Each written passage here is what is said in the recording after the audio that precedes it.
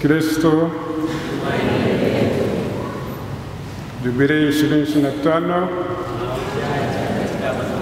mahujaji katika matumaini. Tusimame tuweze kuimba wimbo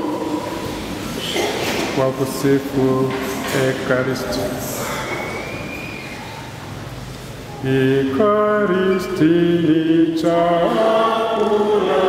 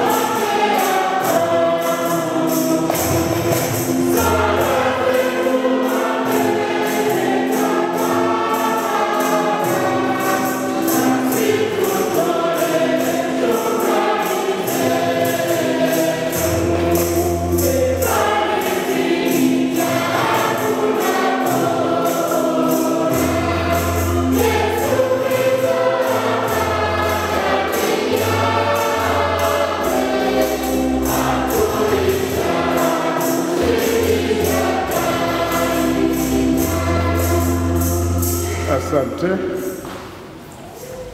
Niketi. Sherehe ya mwili na damu takatifu sana ya Bwana wetu Yesu Kristo, Mungu mtu, katika maumbo ya mkate na divai. Soma Injili ya Yohane sura ya 6 aya ya kwanza hadi ya 71, na Injili ya Mathayo sura ya 26 aya ya 26 hadi ya 28. Sakramenti ya Ekaristi Takatifu iliwekwa siku ya Alhamisi Kuu jioni. Soma waraka wa kwanza wa Mtume Paulo kwa Korinto sura 11 aya 23. Yesu aliwapa mitume na waandamizi wao, yaani mapadre wa Agano Jipya, uwezo wa kugeuza mkate kuwa mwili wake na divai kuwa damu yake wanapoadhimisha misa takatifu. Kulingana na mafundisho ya Kanisa Katoliki na nukuu, Ekaristi ni chemchemi na kilele cha maisha yote ya Kikristo. Mwisho wa kunukuu kutoka Katekisimu ya Kanisa Katoliki namba 1324. Ekaristi ndio moyo, ndio kiini, ndio chemchemi, ndiye kilele cha maadhimisho yote ya Kikristo. Sherehe ya leo tunayoadhimisha kwa namna ya pekee ina hatua kuu tatu. Sherehe hii ya Ekaristi Takatifu tunaiadhimisha katika hatua kuu tatu. Sherehe hii ina hatua ya kwanza. Hatua ya kwanza ni misa takatifu. yenye sehemu kuu mbili. Sehemu ya kwanza ni liturujia neno, ambayo ndio tunaendelea nayo kwa wakati huu. Tunaposomewa maandiko matakatifu na kuyatafakari, tunalishwa hekima ya kimungu. Maana Yesu mwenyewe alisema, na nukuu, mtu hataishi kwa mkate tu, ila kwa kila neno asemalo Mungu. Mwisho kunukuu kutoka Injili ya Mathayo sura ya 4 aya ya 4. Ili uadhimishe vema misa takatifu, ndio maana daima unaalikwa kuwahi misa, na kadiri inavyowezekana kuwahi sehemu ya mbele, benchi za mbele, vitu vya mbele, ambako unaweza kufuatilia vizuri neno la Mungu na kufuatilia vizuri yale yanayoendelea katika adhimisho takatifu la misa. Sehemu ya pili ya misa takatifu ni liturujia ya Ekaristi, ambamo mkate na divai hugeuzwa wakati wa mageuzo au konsekrasio kuwa mwili na damu ya Bwana wetu Yesu Kristo, kisha kualikwa kumpokea kwa mwaliko huu, na nukuu, tazama mwana kondoo wa Mungu, tazama aondoaye dhambi za ulimwengu. Heri yao walialikwa kwenye karamu ya mwana kondoo. Nasi tunaitikiaje? Ee Bwana, stahili uingie kwangu, lakini sema neno tu na roho yangu itapona. Hiyo ndio hatua ya kwanza ambayo tutaendelea nayo, na baada ya hatua hiyo kunafuata hatua ya pili ya sherehe ya Ekaristi takatifu, ambayo ni maandamano ya Ekaristi takatifu kupitia mitaa ya vigango vyetu na jumuiya zetu. Maandamano haya ni ibada na yana lengo, nia, madhumuni ya kuonyesha mshikamano wetu na Yesu kama tawi na mzabibu. Na Yesu anasema, na nukuu, akaye ndani yangu nami ndani yake, huyo huzaa matunda mengi, maana bila mimi hamwezi kufanya chochote. Soma Injili ya Yohane sura 15 aya 15. Pia maandamano haya na Yesu wa Ekaristi ni ishara ya kuonyesha ushujaa, kutokuwa na aibu, kumkiri na kumtangaza Kristo mfalme wa amani, mfalme wa mbingu na dunia mbele ya watu.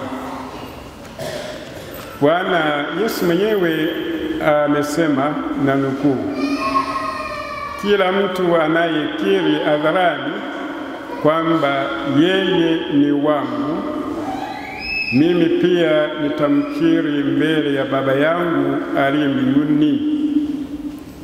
Lakini yeyote atakayenikana mbele ya watu, nami nitamkana mbele ya Baba yangu aliye mbinguni. Mwisho kunukuu kutoka Injili ya Mathayo sura ya 10 aya 32 hadi 33. Maandamano haya ya Ekaristi takatifu pia yanatukumbusha kwamba sisi binadamu tuko maujaji hapa duniani. Kumbuka lengo la kuwako kwako hapa duniani. Uko hapa duniani kama mhujaji na sio mtalii au mzururaji. Usiishi hapa duniani kama mtalii au mzururaji, maana Yesu mwenyewe amekuja kukuonyesha njia iendayo kwa Baba yetu wa mbinguni, naye anasema ni njia, ukweli na uzima. Na maandiko matakatifu daima yanatukumbusha yakisema, na nukuu, maana hapa duniani hatuna mji wa kudumu, lakini tunatafuta ule unaokuja. Basi kwa njia ya Yesu tumtolee Mungu dhabihu ya sifa daima, yaani sifa zinazotolewa na midomo inayoliungama jina lake. Msisahau kutenda mema na kusaidiana, maana hizi ndizo dhabihu zinazompendeza Mungu. Mwisho wa kunukuu kutoka waraka kwa Waebrania sura 13 aya 14 hadi 16. Kwa hiyo maandamano haya yatufundishe kwamba tunapokuwa waujaji hapa duniani, basi daima tuishi tukimtolea Mungu dhabihu ya sifa. Ndizo sala, ndizo ibada mbalimbali, pia na matendo mema ya kusaidiana na kupendana. Hiyo ndiyo hatua ya pili ya sherehe yetu. Hatua ya tatu ni ya kurudi tena hapa kanisani kuhitimisha sherehe hii kwa kuweka Ekaristi Takatifu altarini, kisha kuabudu sakramenti kuu na kupata baraka ya sakramenti kuu. Hapo tunakuwa tunaiga liturujia ya mbinguni, ambako hija yetu inatuelekeza kuimba na watakatifu na malaika, tukimwabudu Mungu na kumsifu, tukisema mtakatifu, mtakatifu, mtakatifu. Hiyo ndio inakuwa furaha ya kuwa karibu na Mungu, kumwona uso kwa uso na kumtukuza na kumwabudu. Tunasoma katika maandiko matakatifu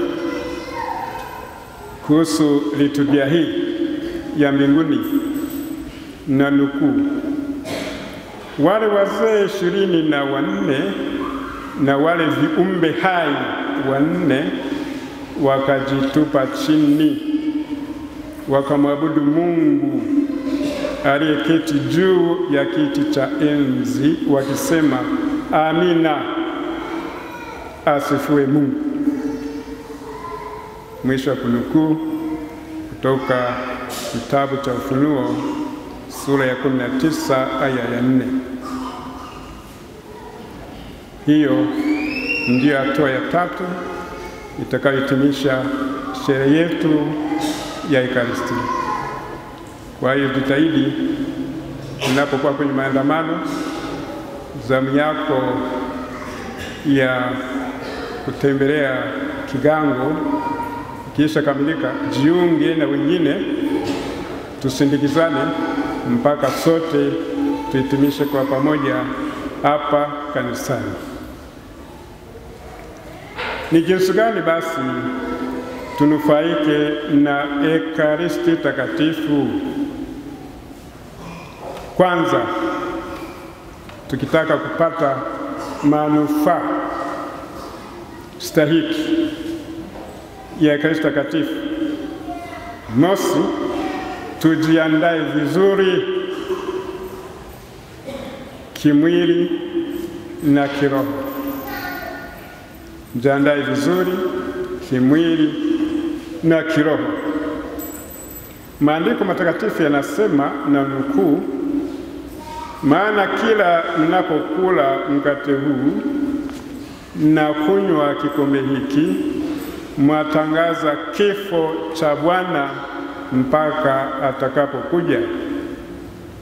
Kwa hiyo kila aulaye mkate huo au kunywa kikombe cha Bwana bila kustahili atakuwa na hatia dhidi ya mwili na damu ya Bwana. Basi kila mtu ajichunguze mwenyewe kwanza, ndipo ale mkate huo na anywe kikombe hicho. Maana anayekula na kunywa bila kutambua maana ya mwili wa Bwana anakula na kunywa hukumu yake mwenyewe. Mwisho wa kunukuu toka waraka wa kwanza wa Mtume Paulo kwa Korinto sura ya 11 aya 26 hadi ya 29. Kiroho tunajiandaa kwa kujiungia sakramenti ya kitubio, penitensia, kwenda kujishtaki kwa padre. Na padre na Yesu kupitia mkono wa padre anakuondolea hiyo mizigo ya dhambi. Na hapo unampokea Yesu ukiwa katika neema ya utakaso, na hapo anakujaza baraka zake. Pili, tusubiriane, tungojane. Biblia inasema, na nukuu, ndugu zangu, mnapokutana kula chakula cha Bwana, kila mmoja amngoje mwenzake. Na kama kuna yeyote aliye na njaa, na ale nyumbani kwake, ili kukutana kwenu kusisababishe hukumu. Mwisho wa kunukuu kutoka waraka wa kwanza wa Mtume Paulo kwa Korinto sura 11 aya 33 hadi 34. Tungojane, tusubiriane, katika maana kwamba tuzingatie muda. Kama ibada au adhimisho la misa linaanza saa 4, wahi muda huo, na padre atakusubiri mpaka muda huo. Kama ni saa 8, hivyo hivyo. Kama ni saa 2, yaani muda uliopangwa, jitahidi kuwahi. Na muda ukishafika, padre hatakusubiri. Padre hatakusubiri. Kwa hiyo tuzingatie muda wa maadhimisho yetu, kuwahi, kusudi tuanze wote kwa pamoja na tumalize kwa pamoja. Tusubiriane. Katika kusubiriana, basi tujitahidi vile vile kuishi maisha ya kiekaristi katika familia, katika kaya, jumuiya, na zaidi kwenye sherehe na hafla zetu. Tuishi maisha ya kiekaristi, kwamba hawa ni Wakristo wanaoishi maisha ya kiekaristi. Na daima tuwatangulize watoto kwanza. Ikiwezekana wawe na buffet yao katika sherehe, hafla na majumuiko yetu.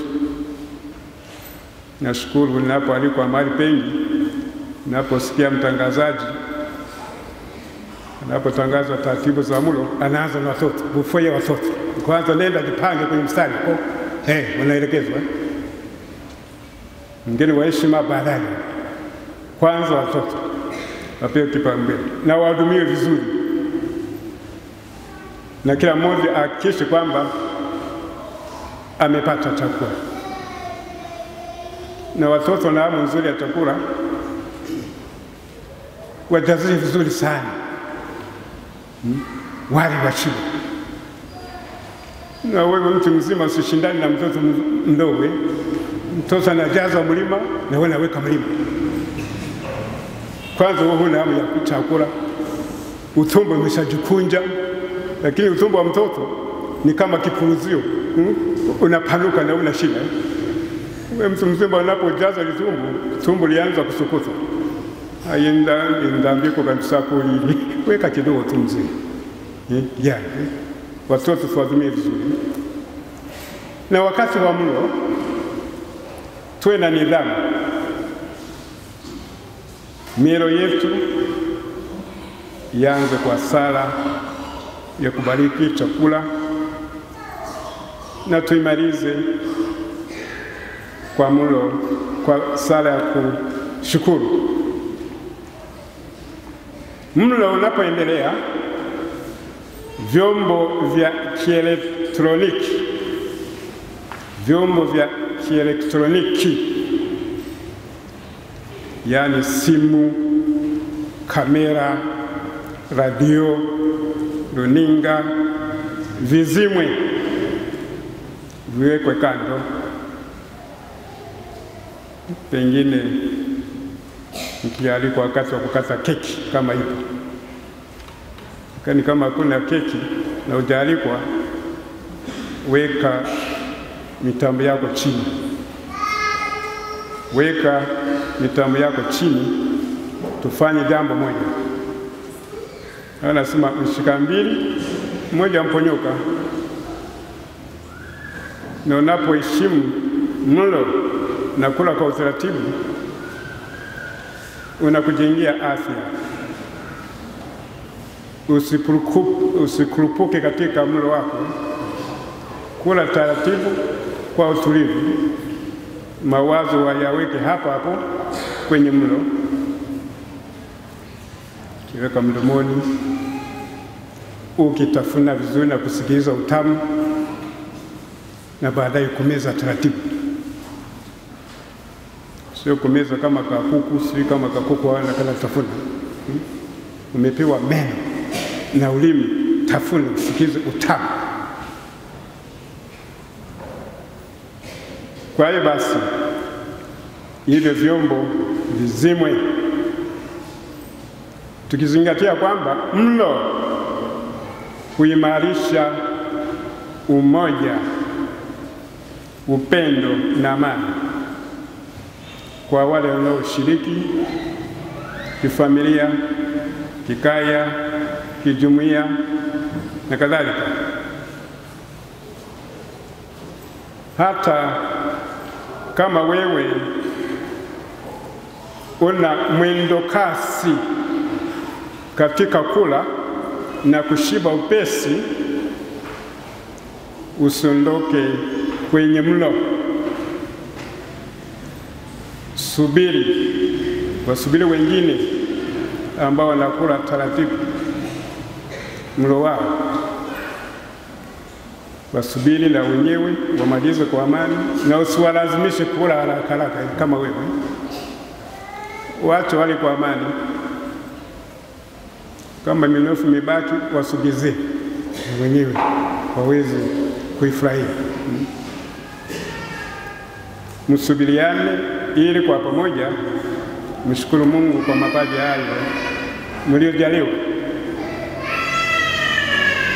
Pia katika kuishi maisha ya kikristo kwenye familia, ni jukumu la kina mama, jukumu lenu la kwanza kina mama, kutuandalia milo mizuri. Hata kama na mtumishi wa nyumbani, wewe mwenyewe uonyeshe upendo wako katika kuonyesha mlo, kuandaa mlo. Ni jukumu lako na karama yako na wito wako kuandalia familia milo mzuri. Licha ya baba na mwenyewe kuchangia kitoweo na chakula na mambo mbalimbali, lakini kupika na kuandaa meza ni kazi ya kina mama. Kwa hiyo mkumbuke hilo jukumu lenu la msingi, na unapokuwa unaandaa mlo, tafakari huo mlo, kweli huo mlo ninaouandaa utaleta furaha kwa watakaoula, utaleta amani kwa wanaoula, utaongeza umoja kwa wanaoula huo mlo. Kwanza, daima milo yote izingatie rangi 6. Mlo uwe kamili. Mlo kamili ndio naleta afya njema, furaha na amani. Mlo kamili wenye rangi 6: rangi ya kijani, rangi ya manjano, rangi nyeupe, rangi nyekundu, rangi nyeusi na rangi ya bluu. Rangi hizo nishazieleza vizuri katika kipima joto cha dunia ndogo ndogo.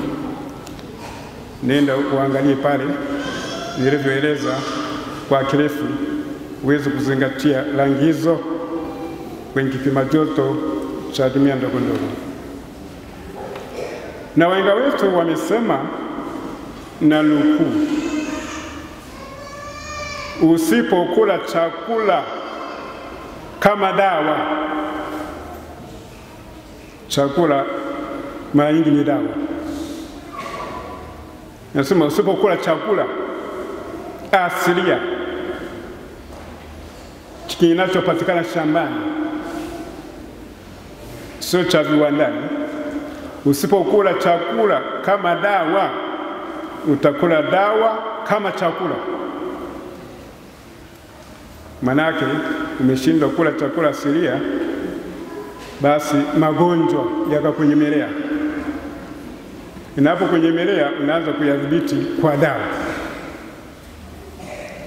Kwa hiyo jitahidi milo yetu iwe milo kamili na tule kwa wakati, na ujue malengo, kwa nini unakula chakula hicho. Huwa tunasali utubarikie Mwenyezi Mungu sisi na chakula chetu, tupate nguvu za kutumikia vyema. Kwa hiyo unapokuwa na sala hiyo, unaangalia hiyo chakula kilicho mbele yako, kweli nikikila nitapata nguvu na afya ya kumtumikia Mungu vyema. Kwa hiyo swali kijibiwa hilo, basi unamshukuru Mungu. Na baada ya kushiba, tumia nguvu hizo kwa ajili ya kumtumikia Mungu, sio kwa ajili ya kumtumikia shetani, jambazi, si mambo gani, magomvi, matuzi. Unapata huo mlo upate afya njema, nguvu za kutumikia vema. Na hizo ndio nguvu tunazopata za kiroho kutoka kwa Ekaristi, kumtumikia Mungu vema. 3,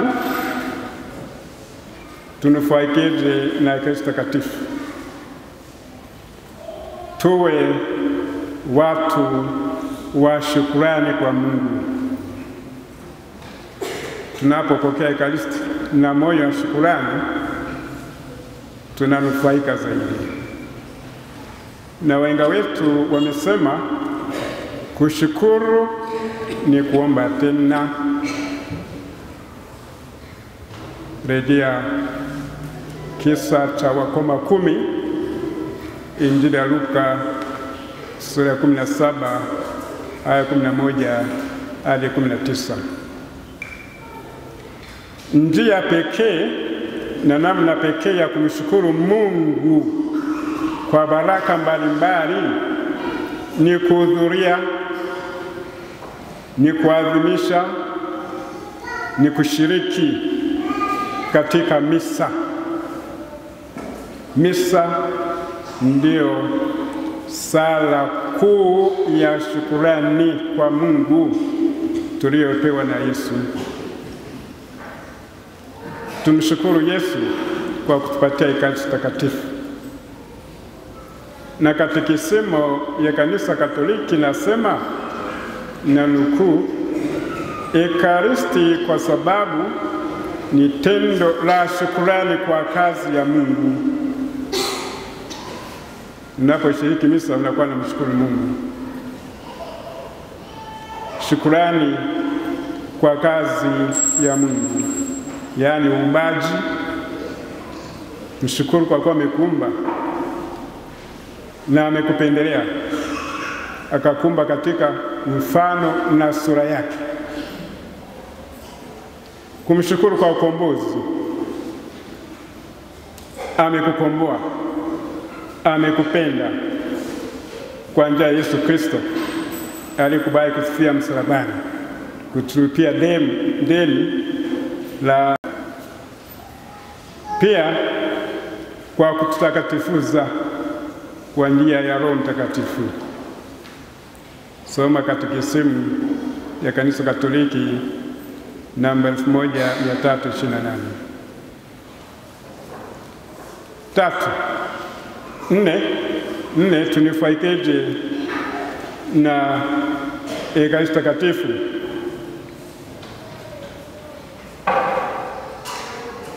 Tuwe na upendo,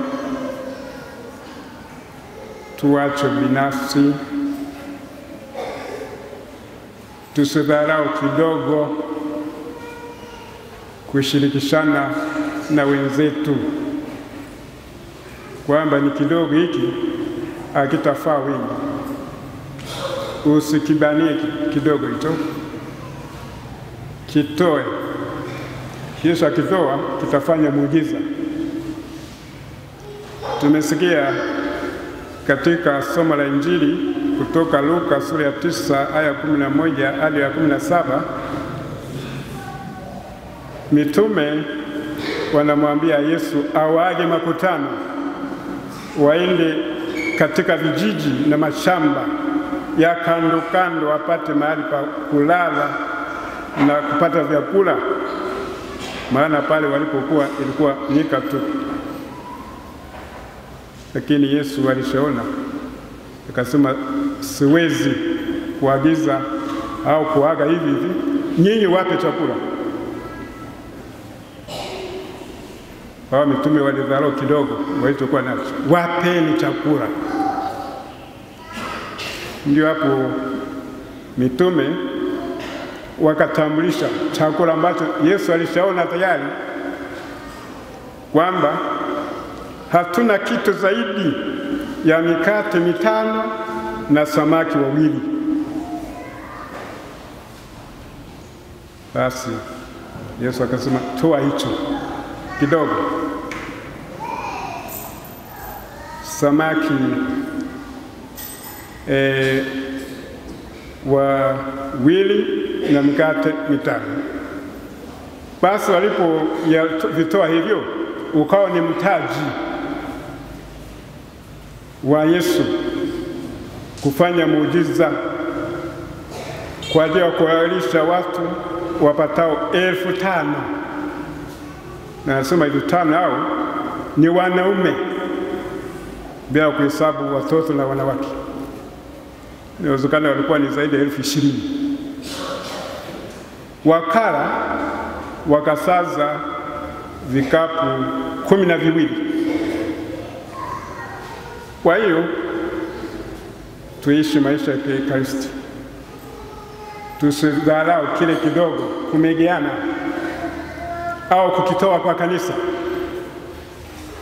kitoe kwa kanisa, kwa maendeleo ya kanisa. Hicho kidogo unachodharau usikibanie. Ukikitoa Yesu atakiongeza, miujiza itafanyika. Lakini unapokibania, unabania miujiza ambayo angekufanyia wewe na ambayo angewafanyia wanadunia wako na wana kanisa. Usidharau kidogo. Na pia tunaalikwa tusicheze chakula. Tusicheze chakula. Wale walipokula wakashiba, Yesu akawaagiza wakusanye hayo mabaki, hayo masalia, hayo makombo. Wakajaza vikapu 12. Kwa hiyo chakula kinachobaki kitunze vizuri. Pengine ubaini katika majirani zako ni wapi wanashinda njaa, wanalala njaa. Wapi chakula hicho? Lakini sisi wengine wanaokuwa na miradi mikubwa, mabaki hayo yanapobaki anaenda kuwapatia kuku, nguruwe na wanyama wagani wengine wapatia chakula. Sema chakula cha nguruwe hiki, cha kuku. Kumbe binadamu yuko mwenye njaa hapo karibu, jirani. Na hata kama yuko karibu, kitunze vizuri hicho chakula. Usianze kukibatiza makombo, bioro. Kitunze vizuri. Kama ni jioni kitakusaidia asubuhi, kama mkate wa asubuhi. Kama ni ndizi, chemsha vizuri. Kama ni wali au ugali, chemsha vizuri. Na hii ni uchumi, ni mahesabu hayo. Unakomboa pesa vile vile. Gharama za nishati, kupika na nini, kitunze vizuri chakula hicho. Ndio maana tunashukuru maendeleo. Tunakuwa na vifaa vya hotpot, chupa za chai na nini. Ukiona amebeba hotpot au chupa ya chai, kimuuliza anaenda wapi? Naenda kumwangalia mgonjwa. Hotpot na chupa za chai hazikutengenezwa kwa ajili ya wagonjwa. Na wewe mwenyewe unapokuwa safarini, tunza vizuri kwenye hotpot yako, chupa yako ya chai. Unapoenda kazini, shambani, nenda umejiandaa na mwili wako. Ukienda kazini, shambani, tangu asubuhi, sisi naanza saa 12 kukamata jembe saa 1, endelea mpaka saa 12 kwenda kupika chakula. Umuro wa mchana usikutoe shambani. Na mwingine anatoka shambani kwa kisingizio eti anaenda kuwapikia watoto wa shule. Hapana, watoto wa shule na wenyewe watakikuta huko kwenye hotpot, na wenyewe waendelee na kazi huko. Tufanye mahesabu mazuri ya chakula chetu. Tusidharau chakula kidogo, tumegiana na wenzetu. Papa Francis alikuwa anasema kwamba hakuna aliye maskini hata akose kitu cha kutoa. Hakuna aliye maskini sana akose kitu cha kumpa mwenzake. Na hakuna aliye tajiri sana akose kitu cha kupokea. Kwamba hapa mimi ni tajiri au nimeshiba, sina cha kupokea. Kwa hiyo tusaidiane, tushikishane, tumegeane kile ambacho Mungu ametupatia kwa ajili ya sifa na utukufu wa jina lake. Pia baada ya kujua manufaa ya Ekaristi Takatifu, tukumbushane namna gani Mkristo anapaswa kuwa katika hali gani kabla ya kupokea Ekaristi Takatifu. Kabla ya kupokea Ekaristi Takatifu, Mkristo awe katika hali hizi 4. Ya kwanza, awe na neema ya utakaso, yaani asiwe na dhambi ya mauti. Pili, awe na imani, ibada na kumtamani Yesu. Tatu, aache chakula saa 1 kabla ya kupokea Ekaristi Takatifu. Huo unaitwa mfungo wa kiekaristi. Na 4, awe safi mwilini.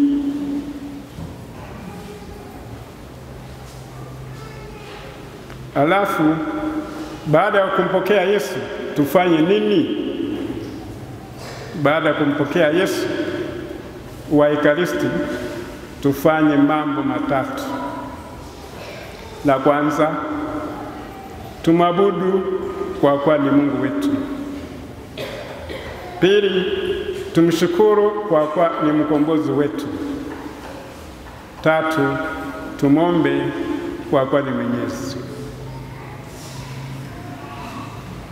Sherehe ya leo inatualika kila mmoja kuthamini Ekaristi, misa takatifu. Miujiza mingi inatendeka katika misa.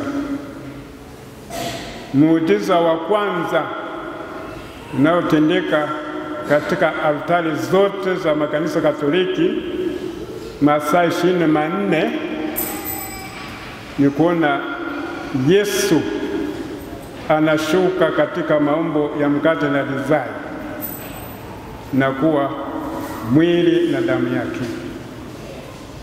na tunapomla anatushibisha na kutuponya magonjwa yote ya kiroho na hata ya kimwili.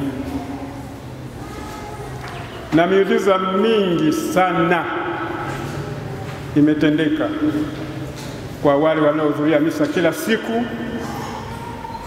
Ukipata fursa hiyo ya kuwa karibu na kanisa, usichezee hiyo fursa. Jitahidi kushiriki misa kila siku iwezekanavyo. Upotezi muda, unakuwa unajiwekea hazina ya ukombozi huko mbinguni. Jitahidi sana kuhudhuria misa hiyo, na zaidi usikose misa ya Jumapili. Sala nyingi zinajibiwa kama umejiandaa vizuri na umeshiriki vizuri adhimisho takatifu la misa. Sala nyingi zinajibiwa. Mimi nimeshuhudia hilo katika maisha yangu. Tangu nikiwa shule ya msingi, nikiwa shule ya sekondari, seminari kuu, na zaidi nikiwa padre.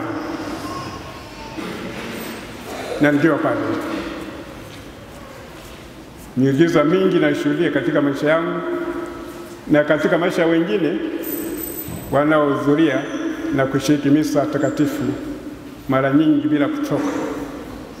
Na zaidi kunapokuwepo na changamoto za hali ya hewa, mvua inaponyesha, ukungu ukatanda, tope na utelezi, hapo ndipo njoo usali. Sala hiyo itajibiwa, na shetani anajua. Ndio maana wengi anawekea vikwazo vya namna hiyo, hali ya hewa, na kutoa visingizio, mimi nikatope. Lakini ninapoenda kulioni kuemea wakati wa mvua, hapo sikatope. Sala nyingi zinajibiwa na miujiza mingi inatendeka maishani mwetu, na mimi nimeshuhudia hilo katika miaka yangu ya huduma ya upadre, sasa miaka 44. Na ndio maana nikialikwa na muumini kwenda kuadhimisha misa kwake au kwingine, sisite kwenda huko. Hata nikiadhimisha misa 6 au 7 sisikii uchovu, na mapadri wenyewe wanaweza kutoa ushuhuda.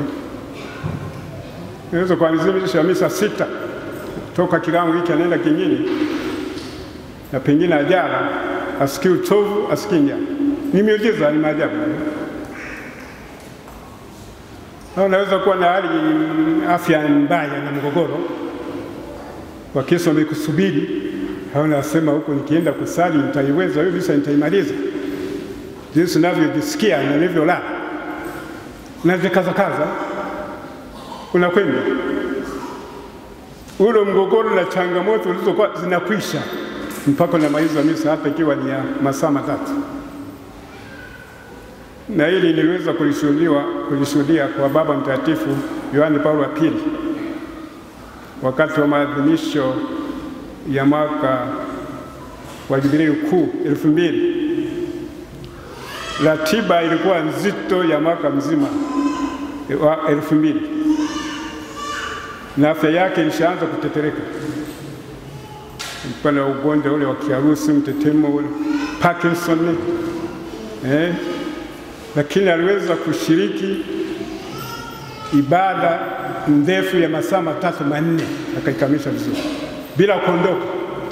Amekaa pale kwenye kiti chake, anamsukuma kwenye kitimwendo wheelchair, ametulia, ibada anaongeza vizuri.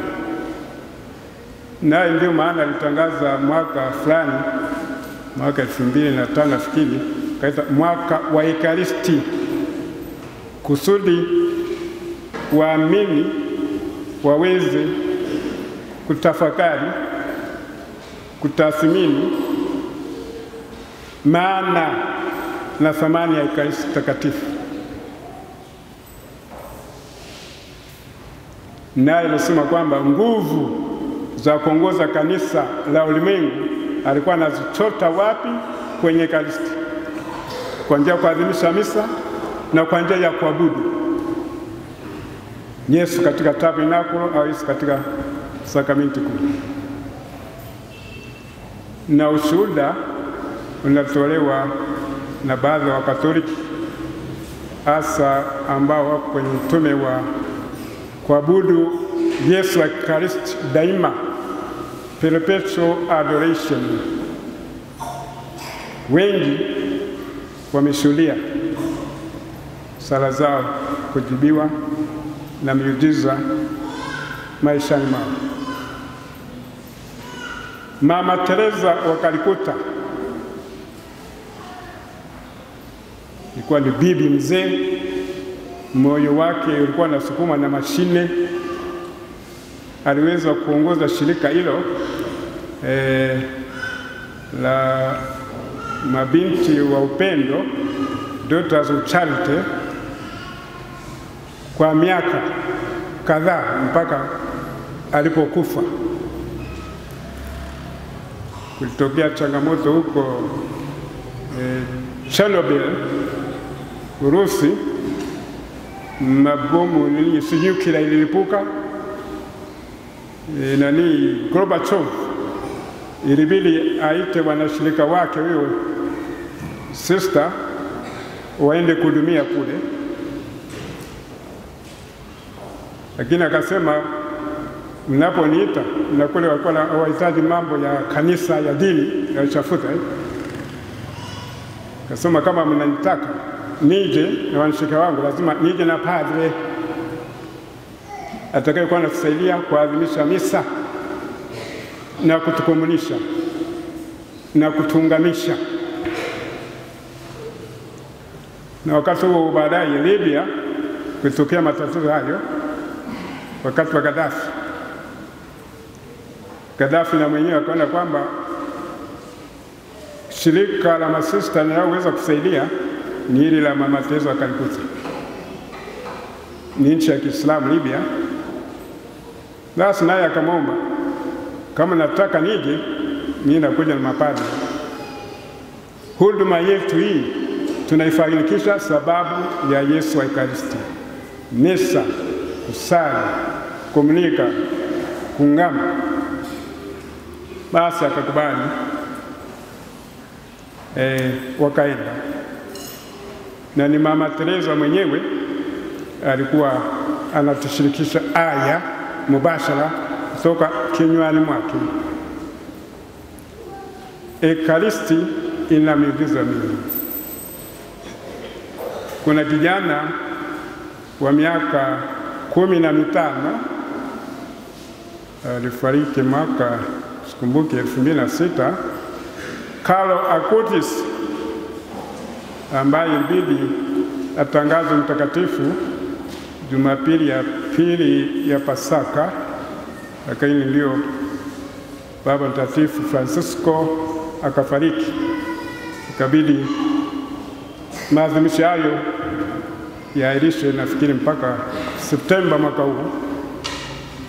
Huyo kijana wa miaka 15 alijaribu kutafuta kwa njia ya mtandao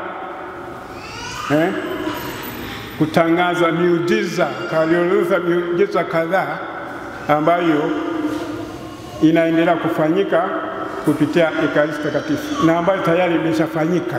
Miujiza haya ameirekodi na kuiweka kwenye mtandao kwa shirikisha vijana na watu wazima na watoto kuthamini Ekaristi Takatifu. Na basi nzuri, vitabu vingi vimeandikwa kuhusu utafiti na mtandao wake. Ukifungua mtandao wa Carlo Acutis, andika Carlo Acutis, utaweza kupata mambo mengi kuhusu Ekaristi Takatifu. Huyo kijana wa milenia ya 3 ndiye mtakatifu ambaye tunamwenzi, na mtakatifu ambaye anahimiza kila mtu atambue karama yake na aitumie kama yeye alivyoweza kutumia mtandao kuinjilisha Yesu wa Ekaristi. Kwa hiyo tunamshukuru sana, na haya nasema kwamba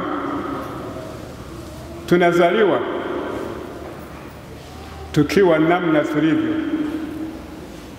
kila mtu kwenye uasilia wake, lakini wengi wetu wanakufa wakiwa ni vivuli, wakiwa ni fotokopi, wakiwa ni waigizaji, wakiwa ni nakala.